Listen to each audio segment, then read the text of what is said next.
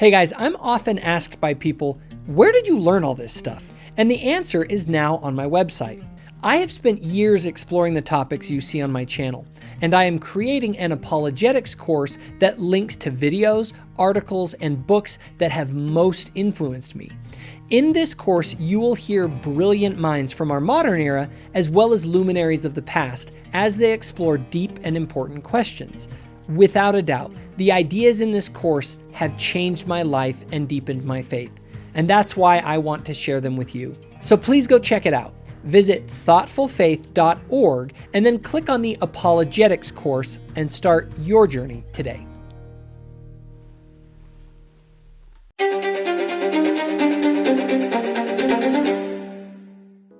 Wes Huff just showed exactly why so many people reject Christianity. Wes may be a decent biblical scholar, but he and the millions of creedal Christians who hold his views do nothing but make God into a monster that is not even worthy of worship. But before we get into why, look below. Have you subscribed? If not, hit that subscribe button. Okay, let's get into this. So the other day I was watching Wes Huff on Andrew Shultz Flagrant Podcast, and at first it was good. There was a lot of good conversation, lots of laughs, but then the conversation turned more serious. If you're a non-Christian, can you get into heaven? Important question. What do you mean by non-Christian? I mean, if you Me. just don't, him, me, Yeah. I'm agnostic. So I would say God is not going to force anyone into heaven. In that, heaven, once again, remember, heaven is not the final destination. Soft Heaven no. is the new earth, the Yeah, it final was a soft destination. no, right? Yeah. So essentially, no one comes to the Father but through me, Jesus says, right? But C.S. Lewis, once again, he says that hell is locked from the inside. So I would say that if you have spent your life not living out a life that is what Jesus has called you to do, to be, then Jesus is not going to force you into his presence.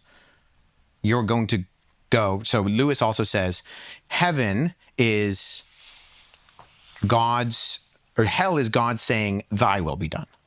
So what you want in your life by rejecting Christ is what you're going to get in the afterlife. Now, up to this point, he is actually saying essentially what all Latter-day Saints say. Ultimately, you will get whatever you want. But let's see what happens when he is pressed a little further. Nobody wants hell. I guess to me, and I'm also a little, I don't want to say sensitive, but like you grow up getting told you're going to hell if you're in the South. Sure. So it's like, I would look at it as a kid more so. Now I'm less bothered by it, but I'd be like, man, you guys will forgive murderers. Jesus will forgive you murderers, child molesters, if he believes in them or if they believe in him. But if you're a good person who doesn't fully believe in him. Yeah, so to that, I would say there's no such thing as a good person. Because we're all sinners. So all good There's people, such thing as a bad person. all good people go to heaven. That's clear biblically, right? But Jesus says no one is good but God. So we have a dilemma, right? All good people go to heaven. Okay. No one is good but God. What does that mean? No one's going to heaven. So the issue is like, so this is similar to the question of what do you do with the person who lives on like a random island in the middle of, Papua New Guinea and has never heard the God, the innocent, tribes person. And the biblical answer is that there's no such thing as an innocent person. Now, while Wes will contradict this later by saying children and mentally disabled people are good and worthy of heaven, let's just keep this in mind. You see, in Wes' mind, heaven and hell are binary. You are either going to eternal bliss forever, or you are going to suffer eternally forever. Oh, and in Wes' view, God is the creator of this entire system. And God is an all-powerful being that did not have to create it in this way or even create this system at all. Did. So it's up to us to get some Christianity out to that island in Papua New Guinea. Yeah. And is that why these people are compelled to, take And that's why missions existed. That was the motivation. So we were talking about like the New Testament is copied like crazy in the early period, these independent Beautiful sacrifice. writings. one of the reasons for that is because they were like, we need to get this out everywhere. Or else these people aren't going to get to heaven. So I didn't really, pretty quickly, I didn't resent the people trying to convert me. I understood their motivation. But I did resent, Jesus is like, I like your Christ, I don't like your Christians. I almost felt the opposite in that Gandhi. sense. Gandhi said that. Yeah. Gandhi said that. So I almost felt the opposite. Like, I understand. I have empathy for the people who are trying to convert me. They're trying to save me. Yeah. What is this faith that is written in such a way that a guy who's never heard of me, because y'all didn't make it out to me, is condemned to hell? Sure. Okay, let's think about this. If all those people who were never reached by missionaries are bound for hell, that literally means the vast majority of all human beings in history are condemned to hell. So most people are condemned to eternally suffer by the very God who created them, and not because of anything that they did or did not do, but rather simply because Christians did not reach them in time? And we wonder why people become atheists when millions of people like Wes claim to be following an all-loving and all-just God? No, I'm saying that, let's say Papua New Guinea, never heard of you, they're not denying, they don't know. Right. How is that person going to hell for simply you not doing your job and going out to convert him? Yeah, ultimately I would say God doesn't owe anybody anything. Ugh. Sure, God doesn't owe you anything per se, but he does owe us basic fairness and justice. You can't be an all-loving and all-just God and then condemn people to hell for not accepting a set of beliefs they never even had the chance to hear. Look, the new atheist movement is essentially dead, and people like these comedians are starting to go back to explore Christianity again. But there are millions of creedal Christians like Wes who are saying that this sort of stuff that he's saying is what Christ actually taught. It is terrible to have people like Wes be the face of Christianity, because this is not what Christ taught. It is simply what millions of creedal Christians like Wes think and claim that Jesus taught. And I'd be perfectly happy to have Wes or other creedal Christians who disagree with me come on my show and discuss and or debate this topic. It's a heavy weight, man. It is, but I mean, the good news is that, so when I study world religions, I come up with this conclusion that all world all worldview perspectives are some form of survival of the fittest, in that it's a do this, feel this, or think this, right? It's do this, pragmatism, it's feel this, emotionalism, or it's think this, intellectualism, right? You need to be the best at the knowledge, you need to, be the most spiritual, you need to do the most things, and it's one or a combination of those things, right? Christianity is the opposite of that, in that it says you can't feel, think, or do good enough. Oof. Right? So it's not about that. It's not do and you'll be accepted, feel and you'll be accepted, think and you'll be accepted. It's God has stepped out of eternity and into humanity in the second person of the Trinity in Jesus. And now you're accepted. Now you can think, now you can feel, now you can do, but it's not on your shoulders. I get that it's supposed to alleviate it, but in order for it to alleviate it, you first have to accept that you're a piece of shit. And what if you don't feel like you're a piece of shit? Right. So now I have to stop feeling good about myself, and I have to convince myself that I am a piece of shit. Just as much as a murderer, child molester. Right. Just so somebody else can get me back to, or not somebody else, God can get me back to feeling good about myself.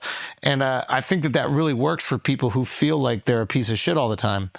But if you don't feel like a piece of shit, to convince yourself that you are, and the only way out of your piece of shitness is to believe in this one person, who will then, through that belief, convince you to do the good and kind acts that you were already doing prior. I can see how that's like a heavy weight for people to take on. It also makes no sense. The reality is that people are a mix of good and bad. And this creates a real problem for the binary view of heaven and hell, because you are either going to have eternal bliss forever or eternal suffering and misery forever. But what if this is framed entirely differently? What if you were a child of God with a divine potential, and when you take in light and truth and goodness and share that into the world, you grow closer to that divine potential? And Christ is the way and the one that makes possible reaching the highest of that potential. What if the good that you do is not lost and you will be blessed for it now and in eternity, but at the same time that you are still a sinner who has not yet reached their full potential or the fullness of what you can be? What if, as the scriptures say, there are many mansions in our Father's kingdom, and we will all resurrect with different levels of glory, as Paul said? What if Wes and his theology is plagued by the problems created by a binary view of the afterlife? I would say there's this dichotomy. Keep in mind, I'm framing this as someone who was not raised religiously and does feel like a good person. Totally. And I think there's been this part of me, I think there's probably this part of me that's quite naive, definitely based on your description, which is that, you know what, because I do believe in something. I'm like, yeah, God knows my heart. And, you know, I try to live, what is Pascal's wager? And I try to live as if there is a God, and I try to do the things that are good in the world. And those are probably prescribed to me through religion in some way, shape, or form. Mm-hmm. But it would be tough for me to accept this. And I don't think that I'm perfect in any way. I do actually accept the fact that there is like sin in me and there are these, and I'm fighting those natural instincts. But the only way I can be good is if I'm just like, that guy, like. Do you see what's going on here? Andrew's spirit knows that Wes is saying something wrong. Andrew knows that he's still a sinner who has not reached his full potential for sure, but he also recognizes that even when he was a non-believer, he was still not deserving of eternal conscious torment in hell, because he wasn't. But he also, as a sinner, probably realized and continues to realize that he has not yet risen to his divine potential. Christ is the one who can take us higher than we are. What's funny is that most people realize that the heaven and hell binary is a major problem, and that intuitively they just sort of know that different levels of glory make sense when they're looking at the alternative of either endless eternal bliss or an eternity in hell. But the alternative is hell. That's the issue I have. Sure. If there was a first class, a business class, and a coach, I'm with it. Right. I don't got to be first class. That's fine. But the idea that is like, God doesn't owe you heaven. But he don't need to give you hell. Ooh, he nailed it. God may not owe you anything, but if he is just, he is not going to send Anne Frank to an eternity of suffering simply because she never embraced Jesus during her life here on earth. And to say she deserves hell is insane. Yes, she was a sinner just like the rest of us, but only a monster would infinitely condemn Anne Frank for her finite sins that she may have committed in her short young life. If I see a friend and he's claimed to be a Christian, but his entire life is reflecting the complete opposite, I would say to him, listen, I don't know what's between you and God. That's not my place. However, I have no evidence to see that the things that you actually confess have an actual, outpouring in that. And I think that should worry you. I want to grab you by your baptism, and I want to say, I'm going to hold you to the standard that you yourself are claiming. And so what's the inverse of that? Then what's the inverse of that? What are the person that don't claim to be Christians, yet everything in their works shows that they are? Sure. I would say ultimately... The substance is Christian, but the form is not. Right. So I would say that when Jesus is asked, what is the greatest commandment? Mm-hmm. He says, love the Lord your God with all your heart, soul, mind, and strength. Mm-hmm. All the good works, if they're not done in the love of God, that is actually a commandment that someone who doesn't believe cannot fulfill. Wait, say it again? Yeah. Say it again? That's crazy, dude. Wait, say it again. Right, so I get asked sometimes, is there something that a Christian can do that an atheist can't morally? There's something a Christian can do that an atheist can't morally. No. And I would say yes, and it's love God. The atheist doesn't want to. He's not going to do it, and he can't do it. Yeah. And that is when Jesus is asked, what is the greatest commandment? That's the thing he points to. See, this is where, I think that we're not giving God enough credit. Because I think God is looking at the atheist who lives a quote-unquote Christian life, and the atheist goes, I don't believe in God. And I think God's up there like, gotcha. Exactly. You can't say that your love for God is ultimately manifest by what you do and not what you say, and then deny that people will say that they don't have a relationship with God when in fact their works clearly show that they do. The reality is that talk is cheap. Where a person actually puts their faith is manifest in what they do. And so it's unconditional, but it's not unconditioned, because all you have to do is give up your life and follow Jesus. I think conditioned is conditional. Yeah. They're putting a condition on it. Like, that was a very poetic thing you said, but it doesn't actually mean anything. You know what I mean? Like, so that's what I assume God is doing. And that's how I guess that's how I solve the problem for the person on the island, or the good person that was never given Christianity, or the person that was given like this horrible bastardized version of it. They were molested by some priests, and like they're going to feel that disconnect to this beautiful source because of that horrible individual, and now they don't get eternal salvation because of what this horrible person did. Like, yet the rest of their life they're being good, and they're being pure, and they're being true. Yeah. You know, like, despite them saying they don't. I think God is looking at that like, listen, I know your heart, and you're doing the right thing. And I think God is looking at those people who say they believe in God, but they're doing these horrible acts, and they're like, you're not going to trick me. I'm not, because you're acting like I'm stupid. I'm just saying, I think there are people who have realized this, sometimes despite religion, in spite of religion, and sometimes without religion, and they've continued to lean into it. And I think God is smart enough to realize that they're getting to the same place, and that might be what Hinduism is seeing. That might be. And I'm not trying to make an argument for it. Yeah, I get you. Obviously, you know what side I'm on. but I get no. But I guess there is this objective beauty to it, and there is so much to glean from it. Yeah. I just think that there is a potentially, I don't want to say this, but like belittling of God's ability to recognize his greatness within people. I tend to agree. But like even that idea of like, you'll know my followers by their fruits. It's like, if you see a Hindu or like a Sikh that's feeding people at their temple, or a Muslim that's living like a very pious life, perhaps they're living a Christian life. Is it possible that that is the fruit that you can know them by? So after all these good arguments, does Wes see their point? A Christless Christian life isn't a Christian life. Ugh. So how do you know he's not in there? It's written on your heart. Sure, but if he's confessing Sikhism, the tenets of Sikhism, confessing, God's going, confessing, God's going, God's going.